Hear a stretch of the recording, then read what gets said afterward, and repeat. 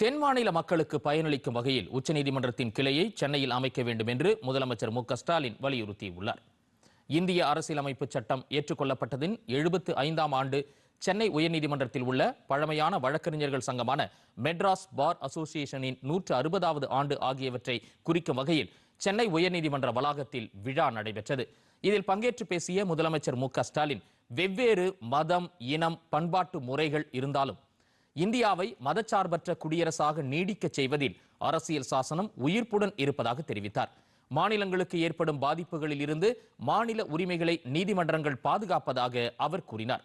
தமிழ்நாட்டில் நீதிமன்றங்களுக்கு அரசு சார்பில் செய்யப்பட்டுள்ள வசதிகளை அவர் பட்டியலிட்டார்.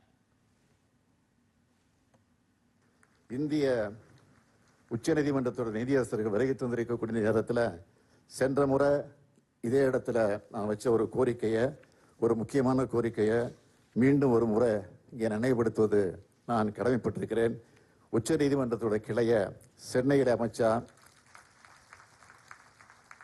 தென் மாநில மக்களுக்கும் வழக்கறிஞர்களுக்கும் மிகுந்த பயனுடையதாக இருக்கும் என்பதை மீண்டும் இந்த நேரத்தில் நான் நினைவுபடுத்த விரும்புகிறேன்.